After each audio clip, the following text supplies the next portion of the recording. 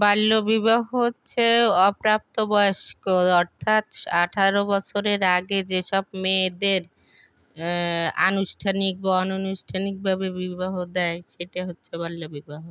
না, আমার মেয়েকে আমি বাল্যবিবাহ দেব না।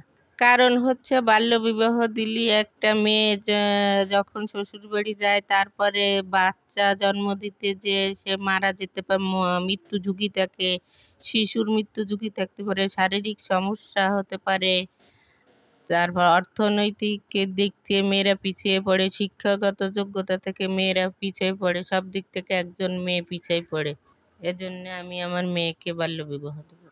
বাল্যবিবাহ বন্ধ করতে কোন বিষয়টাতে আমাদের নজর দেওয়া দরকার বলে আপনি মনে করেন, অথবা সমাজের এই চরম ব্যাধি বন্ধে আপনার পরামর্শটা কি?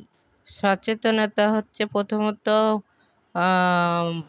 পরিবারকে সচেতন হইতে হবে, সমাজকে সচেতন হতে হবে।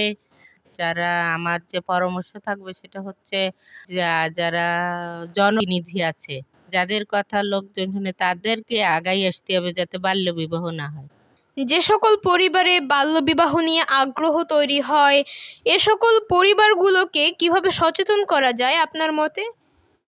তাদেরকে সেসব পরিবার বা অভিভাবককে আমাদের জানাতে হবে যে বাল্যবিবাহের কুফল, বাল্যবিবাহ হলে কি হয়, কোন ক্ষতি বেশি, এইসব দিক থেকে আমাদের ক্যাম্পেইন করতে হবে।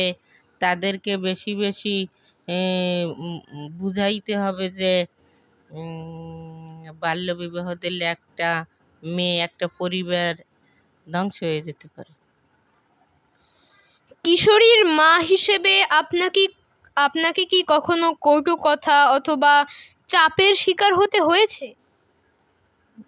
না, আমার আমার মেয়ের বিয়ের প্রস্তাব আসছে, কিন্তু আমি না করে দিয়েছি।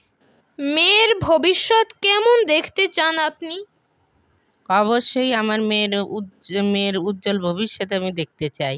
কারণ আমার মেয়ে সুশিক্ষায় শিক্ষিত হয়ে দেশ ও দশের উপকার করবে, যাতে তার লেখাপড়া সুশিক্ষায় দেশ ও জাতির কল্যাণ করতে পারে। এটাই আমি চাই, আমার মেয়ের উজ্জ্বল ভবিষ্যৎ।